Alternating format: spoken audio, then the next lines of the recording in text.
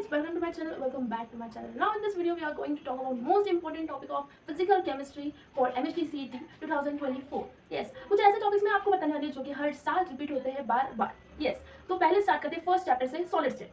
तो उसमें पहला है क्रिस्टलाइन सॉलिड. जो अलग अलग टाइप के क्रिस्टलाइन सॉलिड होते हैं, कोवेलेंट, आयोनिक, मॉलिक्यूलर, उनके आपको क्या करना है, एग्जांपल एकदम परफेक्टली लर्न कर करने क्योंकि ये टॉपिक बहुत बार रिपीट हुआ है. उसके बाद दूसरा टॉपिक है यूनिट सेल. यस, जो फेस सेंटर्ड यूनिट सेल है, बॉडी सेंटर्ड यूनिट सेल है, वो अच्छे से करके रखो. उनके मीन्स वहाँ पर कितने पार्टिकल्स प्रेजेंट होते हैं, क्या प्रेजेंट होते हैं, अच्छे से रीड करो. उसके बाद पैकिंग इफिशियंसी, उसके बाद कोऑर्डिनेशन नंबर, ये जो भी है एससी का, एफसीसी का, बीसीसी का एकदम परफेक्टली करके रखो क्योंकि इस पर आपको ज़्यादा से ज़्यादा क्वेश्चन आए हैं. उसके बाद आपको क्या करना है, जो भी रेडियस, वॉल्यूम, ये फॉर्मूलेज जो है एफसीसी के, बीसीसी के, एससीसी के जो भी फॉर्मूलेज है वो अच्छे से लर्न करो क्योंकि इन फॉर्मूले के बेसिस पर ही बहुत सारे क्वेश्चन आप लोगों को एमएचटी सीईटी में पूछे गए हैं. पिछले बहुत सालों से ये क्वेश्चन रिपीट हो रहे हैं बार बार. उसके बाद रिलेशन बिटवीन मोलर मास और डेंसिटी का जो फॉर्मूला है वो एकदम अच्छे से करो. वो ही फॉर्मूला आपको बार बार पूछा गया है एमएचटी सीईटी में.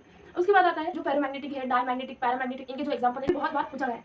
सो ये थे सॉलिड स्टेट के इंपॉर्टेंट टॉपिक जिसमें से बार बार क्वेश्चन पूछे गए. उसके बाद सेकंड चैप्टर सोल्यूशन. तो उसमें इंपॉर्टेंट है टाइप्स ऑफ सोल्यूशन, मीन्स जो फर्स्ट पेज पे है लिक्विड लिक्विड लिक्विड सॉलिड, उनके जो एग्जांपल है वो करके रखो. फिर उसके बाद आता है Henry's law. Yes, Henry's law का यूनिट एकदम अच्छे से करके रखो. उसका जो फॉर्मूला है वो भी अच्छे से करके रखो. उसके बाद रॉल्स लॉ की जो पॉजिटिव नेगेटिव डेविएशंस है उसमें के जो एग्जांपल है वो अच्छे से करके रखो. एंड फिर उसके बाद freezing point, boiling point, vapour pressure, इनके जो फॉर्मुलेज है वो बहुत अच्छे से करके रखो क्योंकि फॉर्मुलेज के बेसिस पर बहुत सारे क्वेश्चन बार बार रिपीट हुए हैं. सेम फॉर्मुला है, बस उन्होंने थोड़ी सी वैल्यू चेंज करके डाली है. तो आप ये जो भी सारे के सारे फॉर्मुलेज है वो एकदम अच्छे से परफेक्टली लर्न करके जाओ. ओके, एंड उसके बाद है ऑस्मोटिक प्रेशर. ये ऑस्मोटिक प्रेशर का जो फॉर्मुला है वो अच्छे से लर्न करके जाओ, वो भी बहुत बार रिपीट हुआ है. उसके बाद थर्ड चैप्टर फर्स्ट है ऑस्मोल डाइल्यूशन लॉ.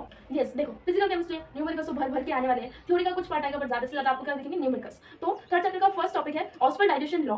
उसके बाद सेकंड है सोलिबिलिटी प्रोडक्ट. उसके बाद डिग्री ऑफ डिसोसिएशन जो कि फर्स्ट ही पेज पर आपको फॉर्मूला दिया हुआ है वो भी बहुत ज़्यादा इंपॉर्टेंट है. उसके बाद weak acid and weak base के जो भी एग्जांपल है अलग अलग टाइप्स के वो अच्छे से करके रखो. उसके बाद कॉन्जुगेटेड एसिड बेस पेयर, इस पर भी बहुत सारे क्वेश्चन बार बार रिपीट हुए हैं, ये भी अच्छे से करके रखना.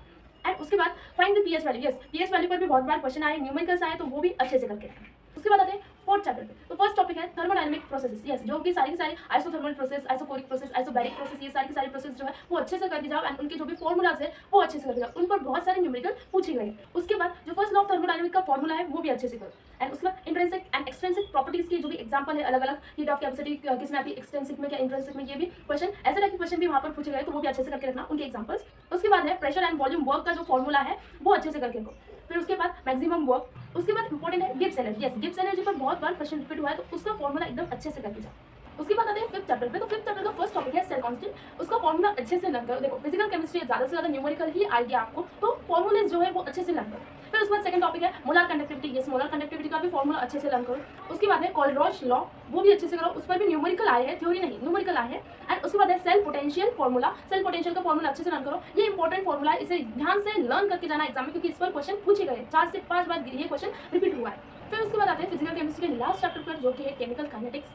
तो फर्स्ट टॉपिक है rate of reaction. Rate of reaction पे न्यूमेरिकल्स बहुत बार पूछे गए, तो अच्छे से फॉर्मूला उसका लर्न करो. उसके बाद first order reaction, half life of first order reaction, zero order reaction, इन सभी के फॉर्मूलेज अच्छे से लर्न करके जाओ क्योंकि फॉर्मूलेज के बेसिस पर ही आपको न्यूमेरिकल्स अच्छे से सॉल्व करने हैं.